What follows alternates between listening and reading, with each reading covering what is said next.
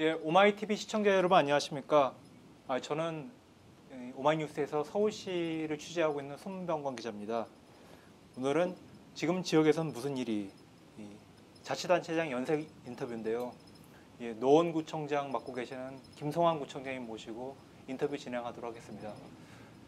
구청장님 안녕하세요. 먼저 인사 좀 해주십시오. 네, 안녕하세요. 노원구청장 김성환입니다. 네. 오마이뉴스 TV 애청자분들하고 함께 이 특별 기획에 함께하게 돼서 큰 영광입니다. 네, 반갑습니다. 아무래도 좀 구청장님이 본인 소개하시고 그런 게 약간 명구스러우실 수도 있을 것 같아가지고 예. 제가 간단하게 좀 소개를 하면서 좀 얘기를 풀어나가도록 하겠습니다. 구청장님이 이제 고향이 이제 전남 여수시고요. 예, 1983년에 연세대학교 법학과 입학을 하셨습니다. 그래가지고 좀 법이라든가 좀 이런 것에 대해서 관심이 많은데 이 부분에 대한 얘기는 좀 나중에 하겠고요. 제가 보니까 1987년에 민주헌법쟁취 국민운동본부 학생 실무대표로 했다는 경력이 좀 눈에 띄네요. 네. 네. 최근에 뭐 영화 1987이 흥행해서도 지금 한 6,700만 정도 모이고 하고 그랬는데 좀 여기에 대해서 좀 당시에 어떤 일을 하셨는지 뭐 이런 거 좀 설명 좀 해주실 수 있나요? 얼마 전에 저 우상호 전 원내대표가 어디 모 방송에 나와서 그때 김성환 노원구청장이 예. 그 제야와 학생들 간의 연락 책임자였다고 한번 얘기를 한 적이 있어요. 예. 그때 민주쟁취 국민운동본부가 그 기독교 회관 안에 있었거든요. 네. 그 기독교 회관 안에 이제 4.13 호헌 조치에 이제 반해서 만들어지는데 그때 제가 그 이제 당시는 전국 대학생 대표자 협의회가 만들어지기 전에 이제 서울 대학생 대표자 협의회의 대표 자격으로 실무 대표 자격으로 예. 거기 이제 가서 이제 우리 학생들의 뜻과 의견을 이제 전달하고 또 그걸 연결하는 역할들을 했었죠. 그러니까 6월 항쟁이 있는데 당시 학생들의 역할이 컸잖아요. 예. 그렇죠. 그 학생들이 6월 항쟁을 이제 시민사회들하고 함께 하는데 그 중간 고리 역할을 제가 해서 저도 6월 항쟁을 승리로 이끄는데 숟가락 하나 보탠 경험이 있습니다. 예. 그 전국 대학생 대표자 협의회라고는 좀 잘 생소하실 수 있을 것 같은데 전대협. 옛날에 이제 전대협 하면은 네. 굉장히 유명했습니다. 이게 1987년에 이제 전대협이 이제 출범을 했었고요. 그 당시 이제 얘기를 하셨는데 그 영화는 이제 보셨죠, 물론. 그 아직 못 봤어요. 제가 아직 못 보셨어요? 최근까지 책을 쓰느라고 예. 책을 다 쓰고 본다라고 했는데 책을 이제 얼마 전에 탈고를 해서 곧 볼 예정입니다. 굉장히 늦네요. 거의 개봉한 지가 벌써 한 3, 4주 되고. 그러다 보니 근데 어쨌든 제가 출판 기념회 날짜는 정해놨고 책은 다 못 썼고 그러니까 일단 책은 일단 다 쓰고 저도 이제 많이 보고 싶었는데 지금이라도 봐야죠. 그 영화 얘기 나와가지고 그러는데 네. 좀 그런 경향이 있어요. 그러니까 뭐냐면 일부러 안 보시려는 분들이 있더라고요. 왜냐면 그러니까 오히려 당시에 굉장히 열심히 했던 분들 같은 경우는 그 당시 기억이 굉장히 고통스럽고 아픔이 있고 좀 어떤 뭐라고 할까요? 죄책감이라고 해야 되나요? 그런 것들이 있어가지고 나는 그 영화 보면은 좀 감정이 감당하지 못할 것 같다. 그래가지고 못 보는 분들이 있는데 좀 비슷한 심경일까요? 아니요, 저는 그 아주 좋은 추억으로 가지고 있어서 그 당시에 학생으로서 감당하기 쉽지 않은 그런 경험이었죠. 이게 정말 이대로 가도 되는 건가? 이게 한국 역사에 어떤 영향을 미칠까를 채가름하기도 전에 어쨌든 우리 앞에 주어진 역사적인 과제에 대해서 후회 없이 노력하자 이런 이제 각오를 했는데 어쨌든 결과적으로 절반의 승리를 쟁취한 거잖아요. 예. 6월 항쟁까지는 승리했는데 그 6월 항쟁의 승리가 대통령 직선제까지는 가져왔지만 우리 이제 직선제에서 사실상 우리 양김의 분열로 패배했죠. 예. 이제 그런 아픔 때문에 절반의 승리라고 하는 게 마음은 아프지만 그 6월 항쟁까지 가는 과정은 매우 희망적이었기 때문에 저는 그런 이유 때문에 안 본 건 아니고요. 그야말로 다른 이유 때문에 못 봤습니다만 곧 보겠습니다. 예. 그 사실 막 요랑쟁 그러면은 저도 좀 약간 기억이 있는 정도 나이인데 네. 작년에 그러니까 이제 재작년에 되는 거 재작년에 이제 촛불 시위라든가 이런 데 참여했던 젊은 친구들 같은 경우는 거의 옛날 무슨 한국 전쟁이나 이제 독립운동 시절 얘기처럼 그렇죠. 네. 받아들여지는 부분도 있거든요. 근데 이 구청장님이 사실 이제 고향은 이제 여수지만은 이제 여기서 그러니까 노원구에서 구청장도 오래 하셨고 또 인연은 굉장히 오래 전부터 맺으셨던 걸 보이더라고요. 그러니까 얘기 듣기로는 한 91년부터 노원구하고 처음 인연 맺었었다고. 근데 그 계기가 굉장히 좀 개인적인 부분이 있었다고 그냥 들었어요. 그런 거 좀 한번 얘기를 해주시겠어요? 저는 고향이 이 여수 거문도인데 11살 때 서울로 와요. 예. 저희 큰 형이 제가 삼남 이녀의 막내인데 큰 형이 고3 때 하숙을 하다가 영양실조에 걸려서 아 이거 큰일 나겠다 싶어서 이제 저희 아버지가 서울에 집을 한 채 사서 형제들을 다 서울로 유학을 보내거든요. 예. 그래서 이제 형제들끼리 서울로 유학을 갔는데 유학 온 장소가 신촌 로타리 부근이었어요. 그래서 신촌 로타리 부근에서 이제 대학교까지는 이제 다니게 됐고요. 그리고 이제 지금 이제 집사람을 이제 만나게 됐는데 제 집사람이 살고 있는 데가 상계동이라 예. 그때 저는 이제 신촌에 살았고 그때는 이제 종점이 상계역이었거든요. 예. 지금은 당고개역인데 상계역까지 바래다주고 집에 오려면 택시가 이제 지하철이 끊기는 경우가 많아서 택시를 타고 나오는데 그 비용이 만만치가 않더라고요. 예. 그래서 그때는 결혼하기 전인데 가급적이면 일종의 연애도 하고 택시비도 절약하고 예. 그런 이제 취지로 이제 장차 처갓집이 될 상계동 근처로 91년도에 이제 이사를 갔죠. 그게 이제 상계동으로 간 예. 인연인데 아무래도 요즘은 이제 장모 중심 사회다 보니까 결혼하고 아무래도 아이를 맡기기도 이제 처갓집이 편하잖아요. 예. 시댁은 아무래도 저 거문도에 있으니까 더더군다나. 그래서 이제 자연스럽게 거기에 이제 정착을 하게 됐죠. 그런 사연이 있습니다. 네. 예. 그 이제 농담으로 처갓집 덕분에 노원구에서 출세했다 이런 얘기. 그럽니다. 예. 그 구청장님이 좀 이력이요. 네. 구의원, 시의원, 구청장. 네. 그래서 이 지역에서 거의 한 25년, 26년 이상 차곡차곡 이렇게 이 스텝, 그러니까 한 단계 한 단계씩 이렇게 성장을 해오신 분이에요. 네. 예. 그래서 뭐 갑자기 이렇게 뭐 와가지고 이렇게 여기가 내 고향이다 뭐 이렇게 하신 분은 아닌 것 같고요. 네. 그리고 뭐 얘기 정리하기 전에 이제 마지막으로 이거 정도는 얘기하고 가야겠네요. 이 구청장은 이제 재선을 하셨는데 사실 2014년도 같은 경우는 서울에서 이제 지금의 여당 민주당이 압승을 했거든요. 네. 서울시장 선거도 그렇고. 네. 근데 박원순 시장님이 사실 자랑을 많이 하시는 편입니다. 음. 자기 재선하면서 굉장히 압도적으로 이겼다고 네. 그렇게 했는데 자료를 찾아보니까 한 20개 정도 구청 중에서 박원순 시장님이 오히려 구청장보다 못한 게 표를 올리는 데가 한 4군데 되더라고요. 몇 군데 있습니다. 그 중에 보니까 노원구, 네. 구로구, 강동구, 금천구 이런 데는 네. 이제 시장님이 별로 그렇게 명함을 내밀지를 못하세요. 음. 자기 때문에 구청장이 덕받다 이런 얘기를 다른 데 네. 가서는 이렇게 얘기하실 네. 수 있어도 이 지역만큼은 음. 좀 구청장님께서 초선 때도 뭐 꽤 굉장히 높은 득표를 하셨고 재선에서는 더 높게 득표를 하셔가지고 굉장히 탄탄하게 기반을 가지고 있는 그런 지역으로 이렇게 굉장히 평가를 하는 것 같네요. 실제로 박원순 시장님 도움을 많이 받았죠. 뭐 이제 거기 표차가 아주 근소하기 때문에 뭐 예. 누가 누구에게 도움을 더 줬다 덜 줬다는 건 뭐 별 의미가 없긴 한데 그래도 이제 객관적으로 보면 노원에서는 박원순 시장님이 얻은 표보다 제가 얻은 표가 조금 더 많아요. 예.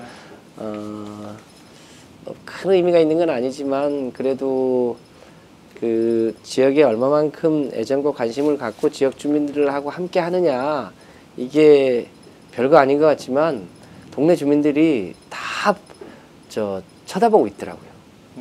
뭐 관심이 없는 것처럼 하면서도 예. 다 아는 거죠. 예. 오케이, 이제 구청장님을 띄워주기 위한 네. 얘기들 같은 경우, 그러니까 뭐 충분하게 이런 분이구나, 뭐 좀 아실 만한 분들 네. 아실 수 있도록 좀 제가 도움 말씀을 좀 드렸고, 구청장님께서 좀 개인사 같은 걸 좀 풀어가지고 얘기를 주셨고, 네. 이제 좀 본격적으로 이 구청장을 8년을 하셨습니다. 그리고 이제 또 이제 새로운 길에 대해서 여러 가지 고민들을 하고 계시는데, 좀 지나온 길과 앞으로 하시려고 하는 거에 대한 얘기를 좀 들어보도록 할게요. 이제 노원구 하면은 일단 이미지가 많이 좋아졌습니다. 예전에 비해서. 그렇죠. 예. 이제 강북의 교육 도시. 네. 좀 더 아는 분들 같은 경우는 뭐 서울의 프라이브로크를 지향하는 네. 그런 도시다. 예. 강남 프라이브로까지 아는 사람은 이제 많이 아는 겁니다. 예, 저도 네. 공부해서 아는데 네. 독일 남부에 있는 이제 네. 도시인데 예. 굉장히 좀 이 복지라든가 환경 이런 것들에서 관심 있는 사람들 같은 경우는 좀 이상향으로 생각하는 그런 예. 소도시고요. 예. 예, 그런 부분에서 이제 노원구 같은 경우 그런 거를 이제 모델로 한다고 했는데, 일단은 먼저 8년 하셨잖아요. 네. 좀 해보시니까 좀 어떠세요? 그 얘기 좀 간단히 듣죠. 이제 서울 1000만 시민들이 25개 자치구에 살고 있는데, 그러니까 서울 시민의식하고 자치구민의식이 어느 정도일까, 이게 이제 구별하기가 쉽지는 않습니다만, 예전에 비해서 그 시민들의 이사가는 비율이 줄었어요. 그러니까 예. 자기 동네 사는 정주성이 옛날에 비해서는 많이 높아졌어요. 노원구도 예전에는 그냥 잠시 아이들 교육 때문에 머물렀다가 아이들 교육 끝나면 떠나가는 곳이었는데, 지금은 그 동네에 계속 살겠다고 하는 분들이 많이 늘어난 상태인데요. 예. 뭐 아시겠지만 서울 이제 동북권 끝이라 시내에 출퇴근하기는 다소 조금 멀죠.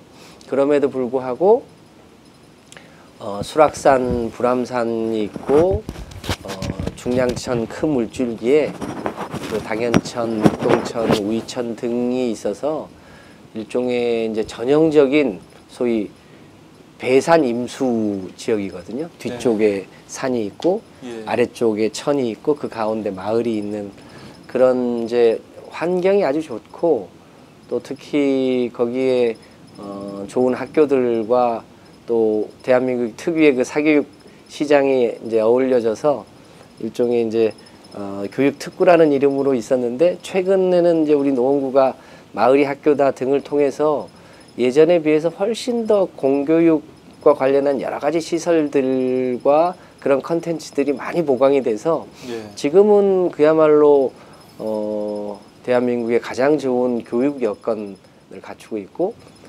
25개구 중에 범죄 발생률이 가장 낮아요. 현격하게 범죄율이 낮으니까 아무래도 이제 안심하고 아이들이 돌아다닐 수도 있고, 주민들도 마찬가지고요. 이제 그런 이제 그 시내하고 좀 먼 단점이 있는 반면에 교육이나 환경이나 이런 마을 안전도 이런 게 높으니까 시민들의 선호도가 갈수록 높아지고 있는 아주 좋은 동네가 되어가고 있는 예. 중이죠. 예, 뭐 좀 제가 이제 구체적으로 좀 보니까 그동안 하셨던 일 중에 좀 눈에 띄는 게 자살 예방 사업 같은 거에 대해서 굉장히 좀 여러 가지 신경 쓰셨다고 하는데, 사실 이제 이 자살 예방이라는 이런 것들이 좀 구청에서 하기에는 약간 좀 굉장히 좀 뭐라고 해야 되나 사이즈가 좀 있는 사업이라고 해야 되나요? 이거는 사실 국가라든가 좀 더 높은 단위에서 하고 그래야 되는데, 좀 이런 것들을 해가지고 좀 성과를 내려고 했다는 게 약간 좀 의아스럽더라고요. 좀 어떻게 그 뭐 이제 사연이 있는데, 제가 구청장을 하기 전에 노무현 정부의 청와대 정책조정비서관을 했거든요. 예. 그 무렵에 대한민국이 이제 인구 10만당 기준해서 자살률이 20명을 돌파할 무렵이에요. 행정관을 할 때인데, 그때가 2002년, 2003년 카드 대란이 있을 때예요. 예. 그때 20명을 돌파하고 2008년도 외환위기를 거칠 때 30명을 돌파하거든요. 굉장히 빠른 속도로 자살률이 올라가고 있는 그 도중에 어떻게 하면 국가적으로 자살률을 줄여볼까. 대통령이 지시한 건 아닌데 어쨌든 대통령님 관심 사항이긴 해서 당시에 보건복지부더러 어떻게 하면 자살률을 낮출 수 있을지에 대한 계획을 좀 세워보라고 했었어요. 예. 그런데 계획이랄 게 당시에 중앙정부 예산이 1년 총 예산이 5억 원이었고요. 예. 자살 예방 사업에. 예. 그러니까 중앙 자살 예방 위원회에 위원 수당하고 무슨 캠페인 한두 번 정도 하는 예산인 거죠. 그러니까 사실상 국가가 자살을 대책을 세우질 못하고 있었던 때라 그 굉장히 안타까웠어요. 그래서 이제 동네에 들어와서 국가가 하기는 어렵더라도 내가 동네 차원에서 할 수 있는 일은 좀 해보자 이런 마음으로 했는데 잘 아시겠지만 지방 정부가 권한이 크진 않아도 외교 안보 국방을 제외한 나머지 분야는 다 소위 깔때기처럼 할 수 있는 그런 이제 소위 그런 이제 그런 걸 일본 말로 나와바리라고 하죠. 예. 그건 넓은 편이에요. 동네에서는 여러 가지 경찰서하고도 연계하고 병원하고도 연계하고 소방서하고도 연계하고 그런 연계 협력은 아주 잘 할 수 있는 특성을 가지고 있어서 이제 그런 특성을 감안해서 전국에서 처음 이제 지방자치 단체 차원의 자살 예방 사업을 시작을 하게 됐던 거죠. 예. 그 사업을 한참 하고 나름대로 이제 성과가 날 무렵에 박원순 시장님이 이제 서울시장이 돼서 이제 시장이 되니까 서울시가 새로운 일을 꼭 다 하지 말고 자치단체에서 잘하는 것은 베껴서 해라 라고 하면서 예를 든 게 노원구의 자살 예방 사업 같은 건 잘하고 있으니까 그걸 서울시로 확산해라 라고 해서 그 노원구 모델을 서울시 전체로 확산을 하거든요. 예. 그리고 이제 그게 전국적으로 퍼져나가서 당시에 전국의 자살률이 줄어들기 시작을 하죠. 그런 변화의 시작을 노원구에서 했다는 점에서 굉장히 의미가 있고요. 조금 더 보태면 며칠 전에 중앙정부에서 자살률을 국가 차원에서 낮추겠다고 보건복지가 발표를 했죠. 그 내용은 저도 아직 다 확인을 못했습니다만 예. 그 자살, 산재, 교통 이 3대 사망률을 낮추겠다고 그제 발표를 했는데 그 처음 대통령이 수석보좌관 회의에서 지시할 때도 노원구의 사례를 언급하면서 얼마든지 국가 차원에서도 좀 해볼 수 있는 일 아니냐 좀 계획을 세워보라고 하셨다고 그래요. 예. 이제 그런 면에서 우리 노원구의 구호가 노발대발이거든요. 노원구가 발전해야 대한민국이 발전한다라고 네. 하는데 이 자살 예방 사업도 이제 그런 면에서 노원구가 시작한 일이 이제 국가적으로 이렇게 확산되게 됐다는 점에서 굉장히 나름 의미를 갖고 있는 사업이라고 생각합니다. 그 좀 새 정부 이제 들어서 가지고 좀 탈원전 정책이라든가 이런 것들에 대해서 좀 많이 관심을 기울이고 실제로 이제 작년에 이제 좀 고리 원전 놓고 이제 공론화 조사도 하고 그랬었거든요. 예. 근데 뭐 그거를 이제 대체 에너지를 찾는 것들이 태양광이라든가 이런 것들을 좀 시범적으로 자치구청 같은 경우는 많이 활성화하려고 시도를 하고 있더라고요. 서울시에서도요. 예. 예. 근데 뭐 지금 구청에서도 그 동안에 미니 태양광을 보급하려고 많은 노력을 하고 그러셨다는데 좀 어느 정도 성과가 있습니까? 그 재생에너지 그러니까 원자력과 석탄 중심의 에너지를 재생에너지로 바꿔야 되는 거는 세계사적인 과제죠. 그런데 아무래도 이 재생에너지가 특히 태양광 같은 경우는 면적을 많이 필요로 해요. 예. 그러다 보니까 농촌이나 어촌, 산촌 이런 데 공간이 넓은 데는 그걸 하기가 좀 유리한데 대도시권은 좀 여건이 불리하죠. 상대적으로. 예. 이제 그런 면에서 이제 햇빛이 비치는 베란다에 태양광을 붙이는 것은 기존에 있는 면적을 최소화하면서도 에너지를 최적으로 쓸 수 있는 면에서 굉장히 의미 있는 사업이라고 생각해요. 그 박원순 시장이 이제 작년 11월 달에 이제 서울 전체를 태양의 도시로 만들겠다고 발표를 했는데 네. 우리 노원구가 2014년에 태양의 도시 노원을 노원 프로젝트를 시작하거든요. 예. 그러면서 이 베란다 태양광 사업도 서울 자치구 중에는 가장 많이 현재 보급을 하고 있는 상태인데요. 주민들이 생각보다 초기에 이거 홍보할 때는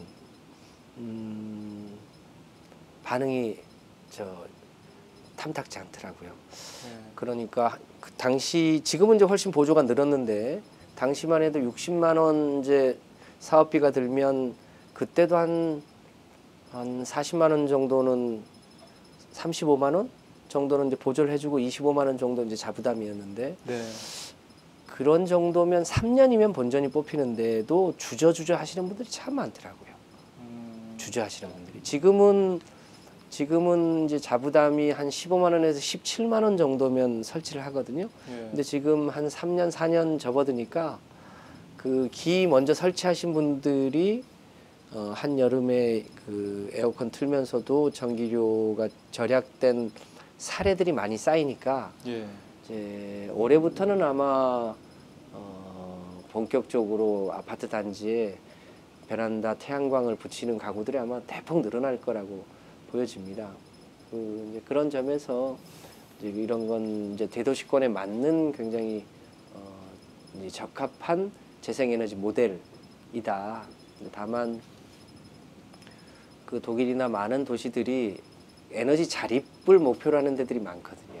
네. 그 해당 도시가 쓰는 1차 에너지, 그러니까 1차 전기 에너지를 100% 재생에너지로 바꾸겠다는 데가 많은데 서울 같은 경우는 그런 이제 태양광이나 풍력을 이제 설치할 수 있는 공간이 많지 않기 때문에 에너지를 자립하는 것까지 가기는 쉽지는 않겠지만 어쨌든 서울도 최대한 노력을 해서 에너지를 자체로 생산할 수 있는 기반들을 더 많은 곳에서 아마 만들어 나가야 될 것 같고 예. 노원구가 이제 그런 면에서 독일에 프라이부르그가 있다면 대한민국에는 노원구가 있다는 각오로 여러 가지 실험들을 많이 하고 있는 중입니다. 예. 그리고 제가 보기에 좀 약간 좀 눈길을 끌었던 것이 노원구 이제 철도공원이 조성이 되고 있고 네. 거기에 이제 노면 전차를 이제 구간이 길이가 어느 정도 되는지 제가 정확히는 모르는데 예, 그거를 이제 설치를 하셨다고 그러는데 네, 이게 제가 기록을 찾아보니까 서울에서 옛날에 9월 말부터 전차가 있었어요. 네, 근데 이제 그게 운행이 중단된 게 1968년 11월 29일인가 그렇거든요.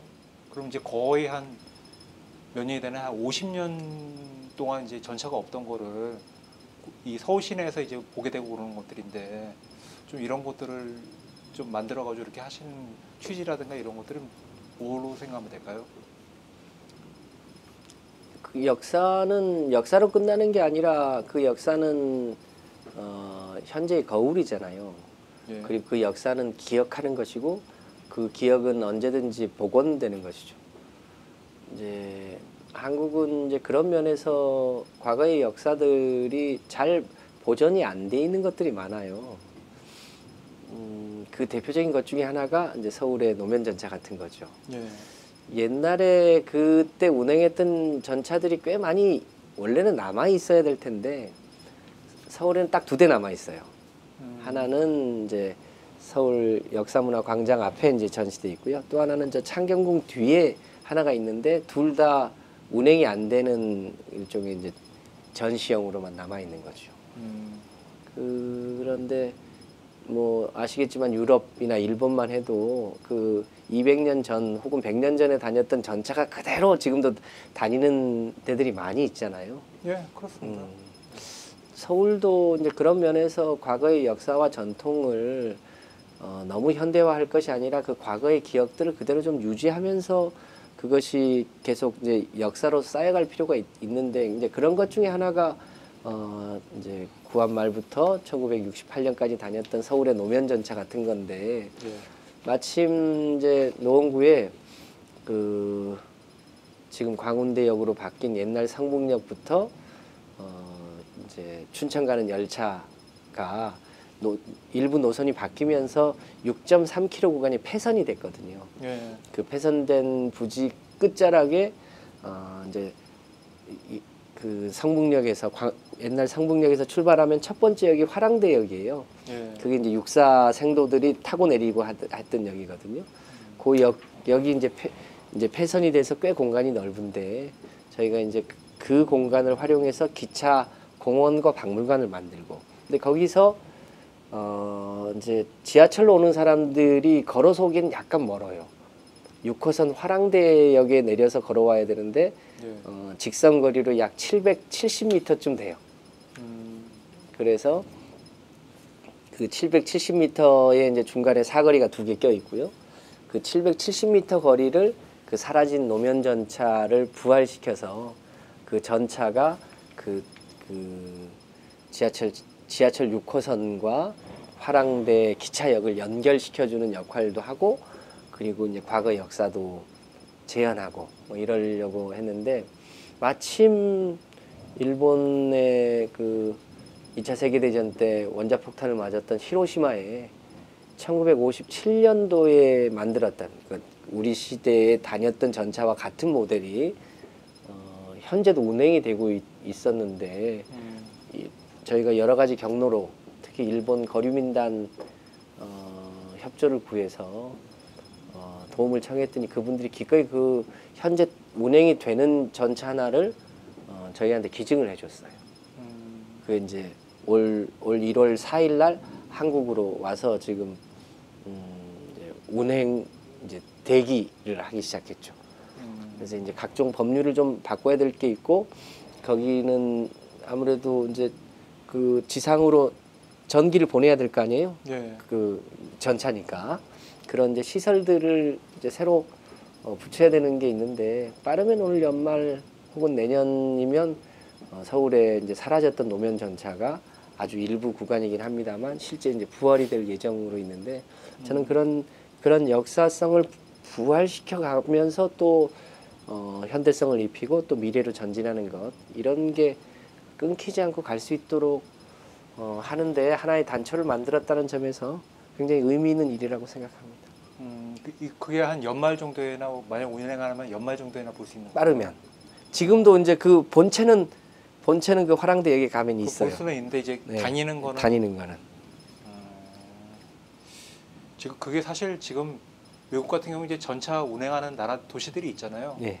이제 미국 샌프란시스코 있고 캐나다 토론토 있고, 제가 가가지고 한번 타보기도 하고 물어도 봤어요. 이게 도심에 있는데 어떻게 보면 굉장히 좀 뒤에 따라오는 차들 같은 경우는 속도를 줄이니까 짜증나는 부분이 있을 것 같더라고요. 해가지고 이렇게 느린 전차를 두면은 좀 굉장히 바쁜 사람들 같은 경우는 못 가기도 하고 그런데 좀 그렇지 않냐, 요즘같이 바쁜 세상에. 그렇게 얘기하니까 아니라고, 이 도심일수록 가운데 이런 전차 같은 게 있고 그래야지 사람들이 이렇게 빨리빨리 하면서 놓치게 되는 것들을 보게 된다. 그래가지고 일부러 든다 이러면서 이런 게 이제 좀 그 도시의 어떤 철학을 담겨 있는 거구나, 그런 느낌이 들더라고요. 네. 그런 거에 비해서 우리나라는 이제 좀 굉장히 빨리빨리 이제 없애고 그 흔적도 지우고 좀 그런 식으로 됐다면서 좀 아쉬웠는데, 네. 마침 이제 노원구에서 그런 거를 이제 복원하려고 하신다고 하니까 좀 관심이 있어가지고 뭐 이런 걸 여쭤봤어요. 그럼 뭐 최근에 했던 거 한 가지만 또 여쭤보도록 하겠습니다. 네. 뭐 요즘 이제 가장 뜨거운 이슈가 이제 뭐 가상화폐라고, 네. 뭐 비트코인이라고 좀 이런 것들에서 뭐 투자, 뭐 투기 열풍이 분다는 그런 얘기들 들고 그러는데, 지난주에 구청장님께서 이제 서울시에 오셔가지고 이게 처음엔 저도 무슨 가상화폐 같은 걸로 알았는데 지역화폐를 뭐 도입하겠다고 그런 얘기를 하셔가지고 처음에는 이거 약간 좀 노이즈 마케팅 아닌가, 좀 최근에 어떤 그런 것들을 해가지고 이 차이가 어떤 거지, 좀 이런 부분에서 약간 의아했던 부분이 있었는데요. 좀 이런 것들을 좀 시기적절하게 좀 얘기를 하셨던 취지는 어떤 걸까요? 지금 시중에서 얘기하는 가상화폐들은 그 화폐라는 거는 물물 교환의 수단이 가장 본원적인 거잖아요. 예. 두 번째로 이제 부의 축적의 수단이죠. 화폐라고 하는 것은. 예. 근데 그것이 이제 법정 화폐냐 아니냐 뭐 이런 문제가 있을 수 있지만 기본적으로는 이 컵과 이 핸드폰을 교환하는데 직접 비교를 할 수 없으니까 화폐라는 단위를 두고 이 각각의 값을 비교해서 이거를 교환할 수 있도록 하는 매개죠, 화폐는. 예. 근데 이 화폐를 직접 실물로 가지느냐 아니면 소위 이제 온라인상의 가상으로 갖느냐 이런 게 차이일 수 있는데 기존에 있는 것은 그 가상 화폐라는 이름을 갖고 있지만 본질적으로 물물 교환의 수단으로 실제는 거의 쓰이질 않았어요. 예. 그런데 이것을 독려한다는 이름으로 소위 블록체인이 이제 암호화를 확산하는 과정에서 생기는 이 암호를 푸는 과정, 이걸 우리가 보통 채굴이라고 하는데 채굴 과정에서 생기는 일종의 이게 코인을 주는 방식으로 이게 하나의 상품화되면서 예. 이 코인이 일종의 희소성 있는 상품이 되어버리고 이 상품에 대한 투자가 지금 광풍을 일으킨 거죠. 예. 화폐는 어디 딴 데 가버리고 그런 거예요. 노원구는 이 지역화폐 제도를 도입하면서 뭐랄까요, 그동안 사회적으로 꼭 필요하지만 사회적 가치를 부여하지 않았던 자원봉사라든가 사회적 기부라든가 재활용 센터에 내놓는 이제 물건, 자원순환이죠. 이런 사회적으로는 의미 있지만 사회적으로 가치를 부여하지 않았던 것에 가치를 부여한 거죠. 그야말로 가상화폐로 가치를 부여한 것.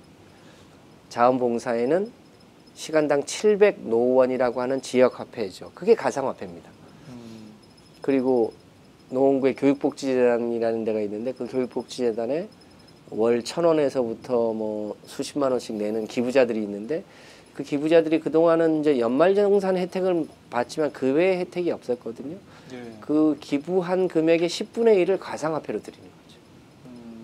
그리고 이제 재활용 센터에 장난감을 내놓는다. 그러면 장난감을 이제 그 재활용 센터에 이 장난감은 뭐 3,000원에 판다고 하면 그 3,000원의 10분의 1에 해당하는 300원을 가상화폐로 드리는 거죠. 이게 일종의 가상화폐로 쌓이는 거고 예. 이 가상화폐를 어디서 쓸 거냐? 그러면 이제 동네 주차장이나 문화센터나 혹은 가상화폐에 가맹한 뭐 문고나 커피숍이나 뭐 미장원이나 이런 데서 이제 쓸 수 있게 해놓은 거죠. 예.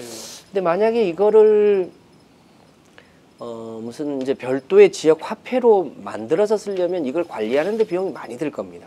네. 근데 그렇지 않고 블록체인 기반의 가상화폐로 하니까 생각보다 거의 비용이 들지 않으면서 이 시스템을 작동할 수 있겠더라고요. 이제 그런 면에서 보면 현재 이 블록체인 기반의 가상화폐라고 하는 이 4차 산업의 굉장히 주요한 핵심 기술 요소라고 하는 것을 가장 교과서적으로 적용한 첫 사례가 아마 노원의 지역화폐일 겁니다. 실질적 의미에. 예. 제가 근데 사실 그 지역에 살아보지도 않고 이거를 어떻게 쓰이는지 보지 않아죠 그러는데 제가 좀 약간 흥미로웠던 부분이 이걸 블록체인 기술을 적용했다고 하셔가지고 네. 이렇게 지금 이렇게 구청 정도의 이제 자치 단위에서 만드는 지역 화폐에도 그 블록체인 기술이라는 게 적용할 수 있는 겁니까? 블록체인은 어디든 그렇게 복잡한 기술이 아니거든요. 예. 어디든 적용할 수 있는 건데 예를 들면 이제 큰 금액은 아니지만 저희도 자원봉사를 하면 이제 700노원을 드리거든요. 네. 700노원은 이제 700원의 가치를 갖는 거예요. 그러니까 커피가 5,000원짜리다라고 하면 그 5,000원에 700원은 가상화폐로 계산할 수 있는 거거든요. 예를 들면. 네. 그런데 예를 들어서 이거를 뭐 해킹을 한다든지 다른 방법으로 자기가 자원봉사를 하지 않았는데도 마치 자원봉사를 수십 시간 한 것처럼 해서 자기 자원봉사량을 늘려서 예를 들면 이제 그 700노원을 뭐 몇만 원씩 늘려버릴 수도 있죠. 예. 근데 그런 거를 이제 블록체인 기반 기술로 이제 방어를 할 수 있게 하는 거죠. 아, 그런 걸 자연스럽게. 잡아낼 수가 있는 거예요? 그렇죠. 이제 블록체인이 잘 아시는 것처럼 메인 서버 하나를 해킹한다고 해서 그거를 해킹이 되는 게 아니니까 이제 그런 면에서 뭐 이제 노원구에서 운영하는 거기 때문에 이게 해킹되더라도 무슨 사회적 피해가 크지는 않겠지만 그래도 그 화폐라고 하는 것은 일종의 신용 기반을 바탕으로 하기 때문에 이것이 신뢰에 기반하여 운영된다고 하는 사실이 바탕이 되어야 여기에 감행하는데도 이거를 믿고 받을 거 아니에요. 예. 믿고. 그런 면에서 그 실제 이 블록체인 기반 기술은 사용될 수 있는 데가 굉장히 많이 있을 수 있고 지금 우리 주민등록 전산망도 지금 이 블록체인 기술로 대체할 수 있다는 거 아니에요? 뭐 투표할 때도 쓸 수 예, 있다고 쓸 수도 하고. 있고 그러니까 굉장히 그 사용될 수 있는 곳은 많이 있을 수 있다고 보여져요. 알겠습니다. 뭐 좀 굵직굵직한 이슈 중심으로 좀 네. 정리를 하도록 할게요. 네, 최근에 이제 제가 서울시 출입하다 보니까 그러니까 서울 시민이다 보니까 좀 최근에 이슈가 됐던 것들이 이제 연초에 이제 미세먼지가 굉장히 매섭게 불어와가지고 네, 이 좀 경보 발령이 한 지난주에 한 3번이 있고 그랬거든요. 예, 그래가지고 뭐 서울시에서 선제적으로 대중교통 무료 정책도 하고 그랬는데 실효성이 있네 없네 여러 가지 논란도 있고 그랬어요. 네, 근데 이게 사실 굉장히 무슨 국내적인 요인이 있고 국제적인 그러니까 국외적인 요인이 있고 이러다 보니까 좀 좀 여러 가지 갑론을박들이 있고 그랬었는데 좀 이 구청 단위에서도 나름대로 어떤 생각했던 어떤 미세먼지에 대한 어떤 자체적 어떤 방부책도 있었던 걸로 그렇게 들었는데 좀 어떻게 풀어갔으면 좋겠다고 생각하세요? 그러니까 이게 이제 본질적으로 미세먼지의 근원을 차단해서 미세먼지를 줄이는 것 이게 가장 중요한 문제죠. 네. 그러니까 대한민국의 기후의 여건상 봄에 그 중국에서 바람이 불어오는 것을 막을 수는 없는 건데 그 바람 사이에 미세먼지가 섞여가지고 넘어오는 것을 막는 것 또 국내적으로 보면 서해안에 석탄 석유 발전소를 대량으로 지으면서 그 석유와 석탄 발전 과정에서 굴뚝에서 나오는 여러 가지 뭐 황산화질소나 이산화질소류가 미세먼지화 되는 것 이런 걸 근본적으로 차단해야 되죠. 네. 또 도시에서는 각종 공사장이나 소위 이제 휘발유나 경유차 등에서 나오는 미세먼지를 줄이는 것 이런 근본적인 대책을 추진해야 되는 게 저는 이제 우선이라고 보는 거고요. 그 다만 이것을 근본적으로 추진하는 데는 시간이 많이 걸리죠. 그러면 그것이 다 해결될 때까지 참으란 말이냐. 와 관련해서 그 미세먼지를 대증적으로 처리하는 그러니까 미세먼지를 일시적으로라도 저감하기 위한 여러 가지 방법 그러니까 이번에 이제 박원순 시장이 취했던 것처럼 그 시기만이라도 자동차 통행량을 줄여서 그 미세먼지의 총량을 줄이는 것도 이제 하나의 방법일 수 있어서 저는 뭐 그 자체가 잘못됐다 이렇게 생각하지는 않고요. 우리 노원구에서도 우리가 이제 국가적 차원에서 해결할 수 있는 거를 구에서 하기는 어렵기 때문에 미세먼지가 발생했을 때 그 미세먼지를 소위 공중에 부유하는 것을 빨리 이제 제거하기 위한 노력을 여러 가지 실험을 해봤습니다. 그러니까 우리가 이제 보통 살수차에서 물은 보통 바닥으로 이렇게 떨어지는데 그 살수차의 물을 공중으로 이렇게 분무를 시켜서 공중에서 이렇게 그 분무된 물이 이 미세먼지를 포집해가지고 같이 바닥으로 떨어뜨리는 실험들을 했는데요. 이게 실험의 원조가 어디에 있냐면 축산 분뇨 실험장에 있어요. 그러니까 돼지 농가나 그 소 축산 농가에 냄새가 심하거든요. 똥 냄새 때문에. 네. 그러면 거기서 그런 이제 물 안개 분무를 해요. 그러면 그게 날아가서 돼지 똥 분자와 소똥 분자를 포집해가지고 떨어뜨리거든요. 그럼 냄새가 줄어요. 이게 굉장히 이론적인 거예요. 그 실험을 노원구가 해봤는데 문제는 그 미세먼지를 측정하는 실험 도구가 이게 미세먼지인지 물 분자인지를 구별을 못하더라. 그게 측정 도구가. 그러니까 완전하게 이제 과학적으로 효과를 증명하기가 쉽지 않아요. 그런데 이제 공기는 순환되고 예를 들면 이제 미세먼지가 있고 이제 안개 분무를 뿌렸어요. 예. 뿌렸는데 이 안개 분무가 다 다 거친 다음에 측정을 하면 또 새로운 게 이렇게 들어오는 거죠. 예. 그러니까 그거를 예를 들면 이제 안개 분무가 이렇게 뿌려지는 상태에서 미세먼지가 얼마나 줄였는가를 측정하면 좋은데 그렇게 측정하니까 이게 물 분자하고 미세먼지 분자를 구별을 못하거나 심지어 고장까지 나더라고요. 예. 이제 그런 어려움 때문에 저희가 이건 충분히 효과적일 거라고 예측은 했지만 과학적으로 증명하기가 쉽지 않더라고요. 근데 또 한 가지 단점은 이런 이제 한겨울에는 그런 이제 안개 분무 방식을 하기가 어렵더라고요.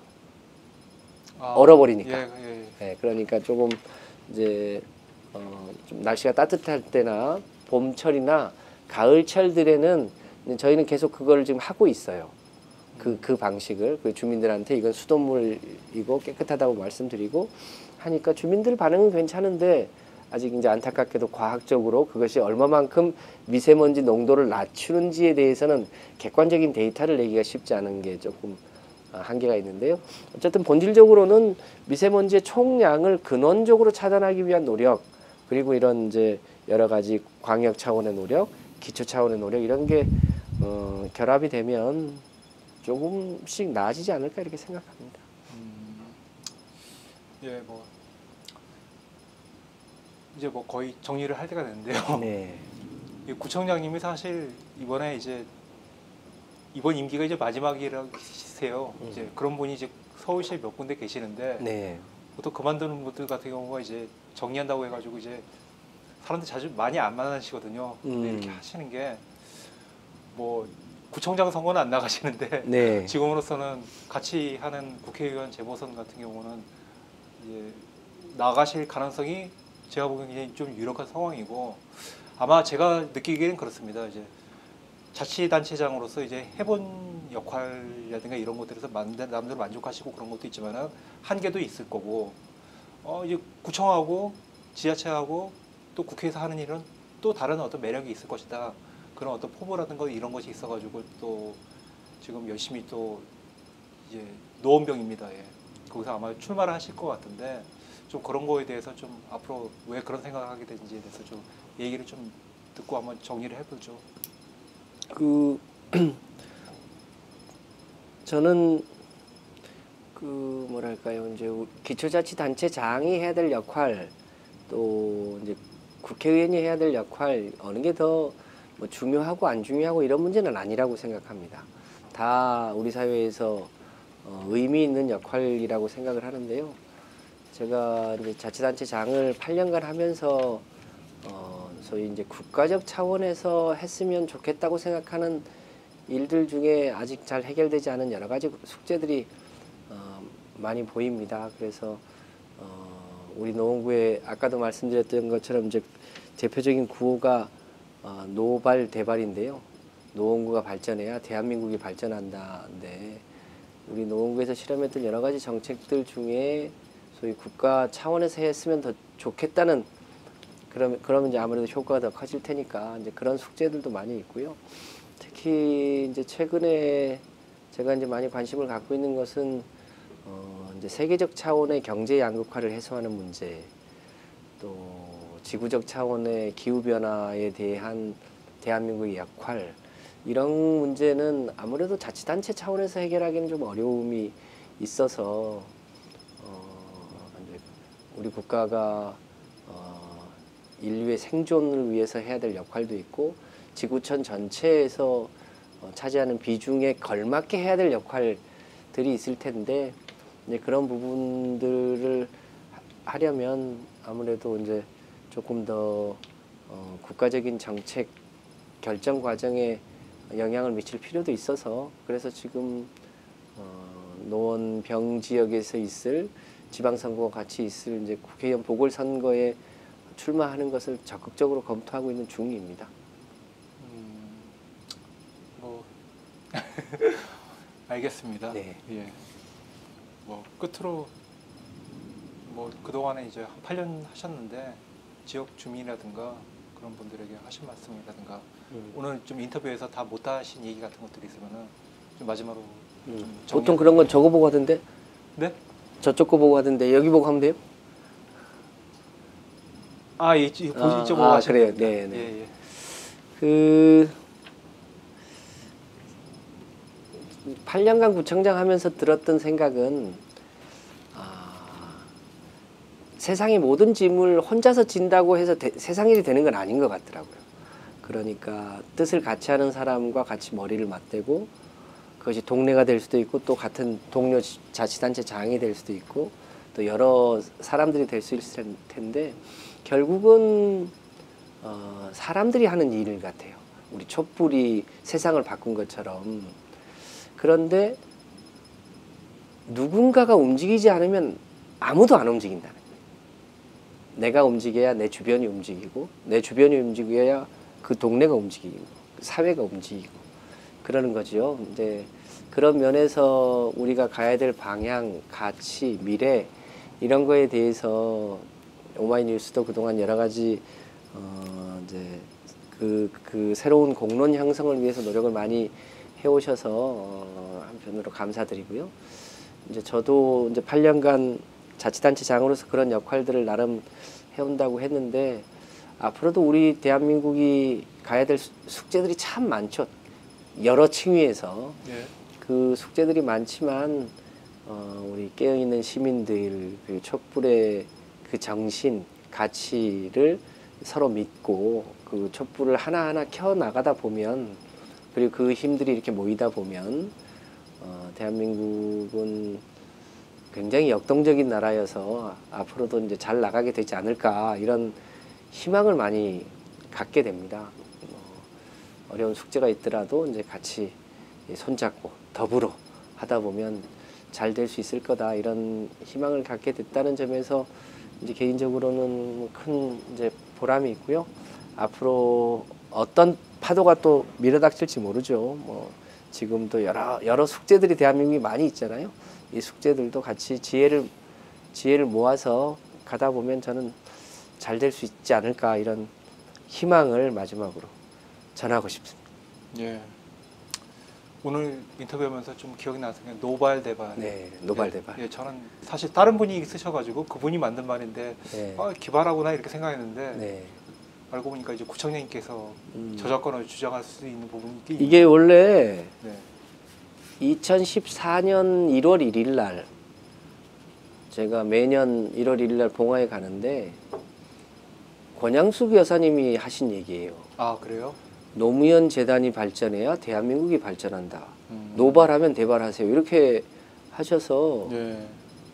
제가 KTX 타고 올라오면서 야 이게 같은 노시라 내가 좀 써도 되겠구나 싶어서 이제 제가 재선 도전할 때 메인 슬로건으로 썼거든요. 그러다가 그 이제 우리 노동조합 행사 때 그것도 같은 노시니까 예, 노동조합이 발전하면 대한민국이 발전한다. 이거를 이제 노동조합 행사에서 제가 처음으로 썼어요. 아마 그게 이제 퍼져 나가서 대통령님도 쓰시지 않으셨을까 예. 싶거든요. 최근엔 노인복지 하시는 분들이 쓴대요. 노인복지가 발전해야 대한민국이 발전한다. 예. 네, 그래서 이게 이제 무엇이 먼저인지 모릅니다. 근데 제가 저작권자는 아닙니다. 저는 이제 노무현 재단에서 뵙겠습니다. 네, 그러니까 아마 근데 어쨌든 그렇게 선거 슬로건을 이렇게 네, 하신 거는 이제 처음이시라니까 네. 저작권을 인정해 드려야 되지 않나 네. 그런 취지로 하는 말입니다. 네. 예, 좀 장시간 인터뷰가 있었고요. 또 장시간 동안 인터뷰 동안에 좀 그동안에 해왔던 일이라든가 또 앞으로 하려는 일들에 대해서 좀 여러 가지 잘 정리해가지고 말씀을 주셨고요. 뭐 또 정치인으로서 행정가이면서 새로운 길을 가신다는 구청장님 뭐 어떻게 하시는지 한번 지켜보도록 하겠습니다. 예. 지금까지 인터뷰 고맙습니다. 네. 저는 오마이뉴스 손병관이었습니다. 감사합니다. 고맙습니다.